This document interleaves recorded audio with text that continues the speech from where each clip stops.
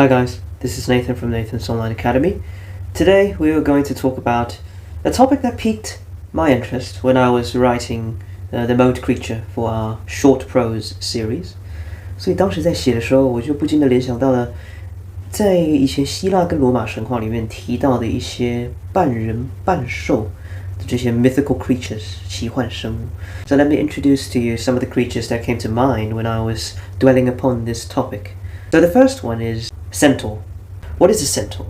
A centaur is a half man and a half horse. 所以它是人马的意思。我们的人马星座什么 Centauri 都是从 centaur 这个字来的。Centaurs are usually depicted as brave, wise creatures. One of them even serving as Hercules' teacher and goes by the name of Charon. 第二个我们要介绍的是 Minotaur。Centaur 跟 Minotaur 里面有一个共同的字根，相信各位已经发现，就是 Taur。Taur comes from the Greek word Taurus, which means bull. 所以它是指牛的意思。那当然人马跟牛没有关，但是它是一个四脚兽，所以就被沿用为这样的意思。Now, what about a Minotaur? A Minotaur is a creature with a man's body, but with a bull's head. 这是我们的牛头人。那牛头人在什么样的故事中登场呢？ I believe that most people are familiar with the story of the hero Theseus using Ariadne's thread, navigating the labyrinth and invading the deadly pursuit of the beast, the Minotaur, which was kept in the labyrinth as its protector. 其实就有点像现在很流行的题材，也就是地下城，通常里面都会有一只boss 级的怪物在那边守着。So that's the Minotaur for you. Now, let's talk about something that flies, a harpy. The harpy is an avian creature. Avian 是指鸟类、禽类的意思。像前几年肆虐的禽流感，我们就称之为的 bird flu， 或者是 avian influenza. So the harpy is an avian mythical creature. It has the head of a woman and the body of a bird. The countenance of the harpy varies drastically in different mythologies. In some stories, the harpies are haggardly pale, evil-looking women. But in other stories, the harpies have faces of extremely beautiful women. Harpy 在中文里就是鸟身、女妖的意思。So, an harpy can also refer to a person, usually a female, who yells, screams a lot, and is very ill-mannered. 有点像我们的夜叉或泼妇。由于在希腊跟罗马神话的故事里面 harpy 通常会发出非常难听的叫声，我们这边用英文讲的话可以用 raucous 这个形容词来做解释，或者是可以用 coarse 粗犷的。那 raucous 也是一样的意思，它也是粗犷或者比较粗雅、比较难听嘶哑的形容词。Now to discuss another bird-like mythical creature, we cannot forget the sirens.The sirens are usually depicted in stories as creatures with exceptionally beautiful female features, but with a slightly avian lower part of the body, resembling talons that might belong to some sort of bird of prey. But the special thing about them is not their appearance, but of their special ability. The sirens could sing haunting melodies.Haunting 是指非常萦绕心弦的、非常优美的、让人难以忘怀的音乐。So they could sing these magical haunting melodies that would lure sailors to their deaths, as they would desire to listen to the sirens' songs up close, and sometimes steer their ships so close to them that they hit the reefs and sink to the bottom of the ocean. Some of them would even launch themselves off the ships and try to swim across the vast expanse of ocean, and only to drown and sink down into the briny depths.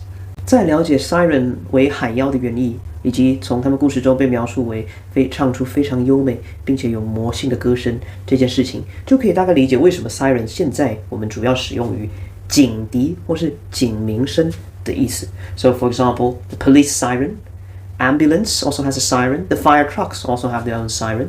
These sirens are alarms to alert people that there is some kind of emergency or that there is a dangerous situation, much like the sirens in mythology themselves. Now, to continue down the path of humanoid mythical creatures with anthropomorphic features combined with elements of wild beasts, we move down to the next creature, the Gorgon.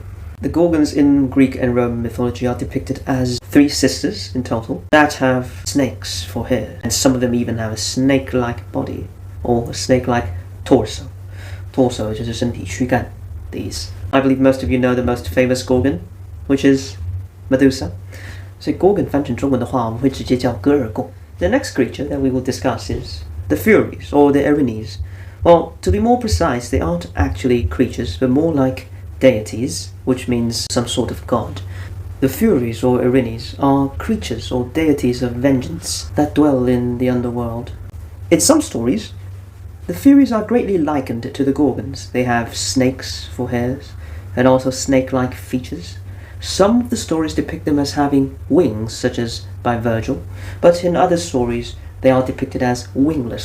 So according to the stories, the Erinyes or the Furies swear to take vengeance on men who have sworn false oaths. So men who are dishonest, who swore one thing but did another.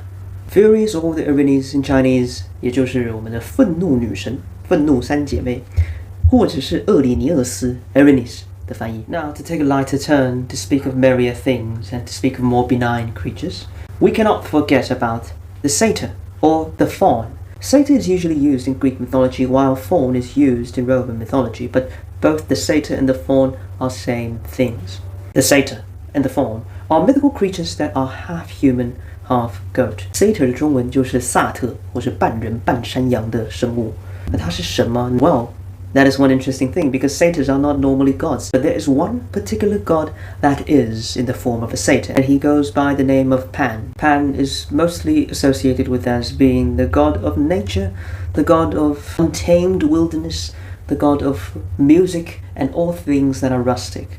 And again, same as a satyr, he's depicted as a man with goat horns and goat legs. Next creature, I believe most of you know, is a half man and a half lion. 人面狮身兽. Now, I believe most of you know this one, as is one of the greatest and most long-standing statues in Egypt.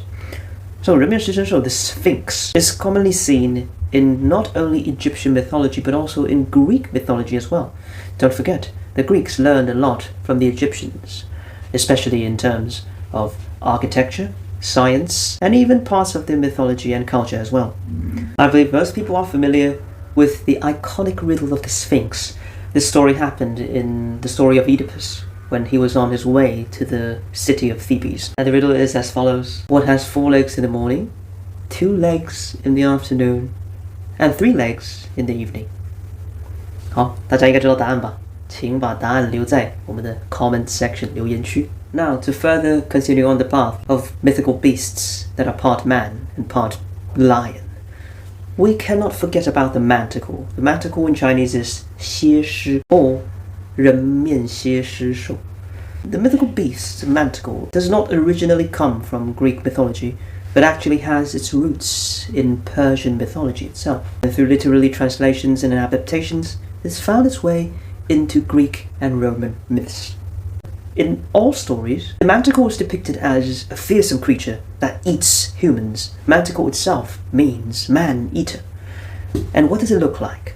The manticore has the face of a man, but the body of a lion, and the tail of a scorpion.